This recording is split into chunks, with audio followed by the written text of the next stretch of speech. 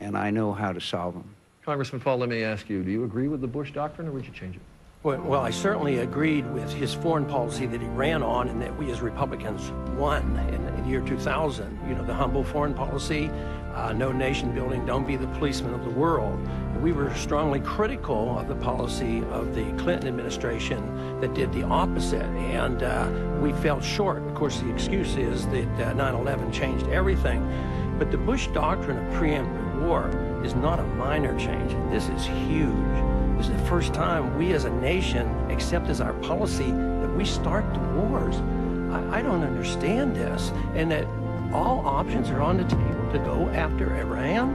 I mean, this is not necessary. These are third world nations. They're not capable. But I think it's the misunderstanding or the disagreements that we've had in this debate along the campaign trail is the nature of the threat. I'm as concerned about the nature of the threat of terrorism as anybody, if not more so. But they don't attack us because we're free and prosperous. And there are radicals in all elements, in all religions, that will resort to violence. But if we don't understand that the reaction is because we invade their countries, and occupy their countries, we have bases in their country, and we haven't done it just since 9/11, but we have done that a long time. I mean, it was the Air Force base in Saudi Arabia before 9/11 that was given as the excuse. If we don't understand that, we can't win this war against terrorism. You can break in here, Governor Romney. Well, unfortunately, Ron, you need a thorough understanding of what radical jihad is, what the movement is, what its intent is. Go ahead. Yeah. Let me try to explain so you can understand this better. Try to visualize how we would react if they did that to us. If a country, say China, came that great distance across the ocean, and they say, we want you to live like us. We want you to have our economic system. We want bases on your land. We want to protect our oil. Even if we do that with good intentions, even if the Chinese did that with good intentions, we would all be together and we'd be furious. Ron, you're reading their propaganda. You're reading their propaganda. What would you do? I'd read their writing. Radical, violent jihadists trying to bring down all moderate Islamic people and nations and replace them with a religious caliphate. And we are doing our very best to help support the voice. We invaded before 9/11. They tried it in the Philippines. We were occupying. We had an air base in Saudi Arabia. Ron, we have propped up. How many governments have we propped up? Just before we start, Governor Huckabee, I owe you a few seconds because somebody said no. Our Senator Thompson said we're not arrogant. We're not bunker mentality. Well, take a few seconds. Those words. First of all, Governor Romney, you yourself on 60 Minutes. There's always a radical element in almost all Muslims. That's what I'm doing. Charlie, you started it. I did start it. All religions, they have to have an incentive. We give them that incentive. The question that you aren't willing to ask is, why is it that they attack America? I mean, they don't attack the Canadians, they don't attack the Swiss. If it were merely because they want to go into Europe, is it such a puzzle? Is it such a mystery as to why they attack America? It is. They're not going after Luxembourg. It is because we've gone. It is because we've gone 6,000 miles. We're the strongest nation in the world. We have. Ron, it's simply not true. Islamic terrorists killed over 500 Americans before September 11, 2001, going back to the late 1960s. They have also killed people recently in Bali, That's why in London. Someone like Syed they have Qutb launched attacks lays out in the Jordan. philosophy of Where did radical the attack jihadism and says we want to kill. What you're saying? Let me complete. Wants to kill Anwar Let me Sadat. stop. I can go on and on. The attack on Klingons. The reason why they kill Madame Bhutto has nothing to do with us. This has to do with a battle that is going on in the world. Islam has a moderation. But you're doing damaging our relationship by destroying our relationship with I do Yes, not. Charlie, you wanted a free-for-all. Important to make this point. Just the opposite, Ron. I have great respect for the Islamic religion. I have great respect for the Arab world, for the Middle East. I think we should be closer to them. I think we should trade more with them. I think we should have cultural exchanges with them.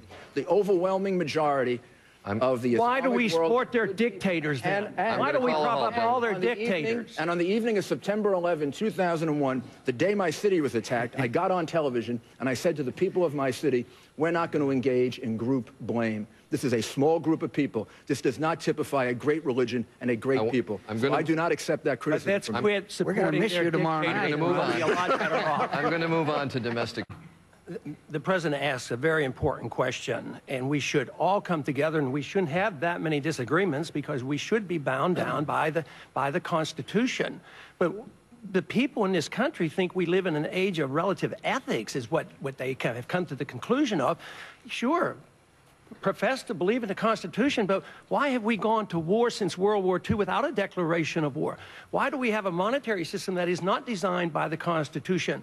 Why do we have a welfare state running out of control, not designed by the Constitution? You can't pay lip service to the Constitution without obeying it.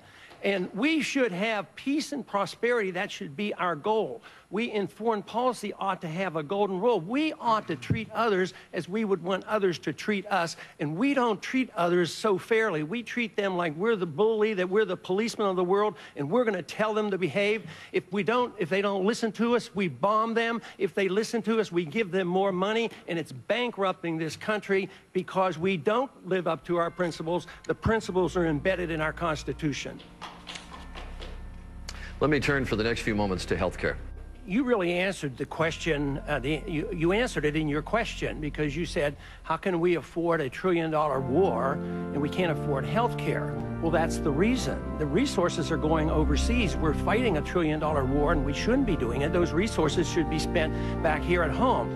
There is an inflationary factor. We can't afford it. We do have good medical care, but the costs are so high now that our people in this country are actually going to India and getting their heart surgery done. They pay the plane ticket, the hospital, and the hotel, and they get it for half price. So it's inflation. But if you don't understand how inflation comes, we can't solve this problem. It comes from deficit financing with this warmongering foreign policy we have. We run up the deficits, we tax, we borrow from the Chinese, we can't borrow enough. Then what do? We print the money, and then you wonder where the inflation comes? If the value of the dollar goes down and prices go up, where the government gets involved in certain things like housing or medical care or education, prices are skyrocketing. So you have to deal with the monetary issue to solve the problem of the medical issue. Senator Thompson?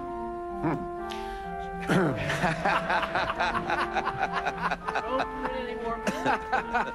You don't need any more money. So if we would stop printing so much money, we could get out of the war and provide health care to everyone. Get out of the war, we wouldn't have to print the money. I just wanted What's to make, wrong with I just wanted backing to the money by something? wanted to make sure I had this right.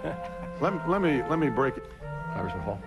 I think there's 2 points I'd like to make. One, I get a little bit worried when we talk about the tamper-proof ID for illegals or immigrants, because how do you do that? Anybody that is an immigrant or looks like an immigrant would have to have an ID, and then you can't discriminate, so everybody's going to have the ID. I think it's opening the door for the national ID, and we should be very, very careful about that. But one thing that we haven't talked about here is about the economics of illegal immigration. You can't solve this problem as long as you have the runaway welfare state and excessive spending and the wiping out of the middle class through inflation, because that's what directs the hostility, is people are hurting. And then when we have all these mandates on the hospitals and on our schools, and no wonder, the incentives are there. There's an incentive for a lot of our people not to work because they can get welfare. And then there's a lot of incentives because they know they're going to get amnesty. We gave it to the illegals in the 80s. And then we put mandates on the states to compel them to have medical care. And you say, well, that's compassionate. But what happens if the hospital closes and then the people here in this country don't get medical care? So you can't divorce it from the economics. You've got to get rid of the incentives, no amnesty, and no forced benefits, because obviously they'll bring their families. And it just won't work if you try to see this in a vacuum, and you have to deal with it as a whole, as an economic issue as well. Charlie, can we just underscore, we're talking about illegal immigration? Yes. And lose with it. Congressman Paul. You know, it's interesting that you asked this question, because we have a lot of similarities. Matter of fact, Barack Obama and myself, because our campaign is made up of the young people. And frequently we will have young people joining us that came from the Barack Obama's campaign, and we're very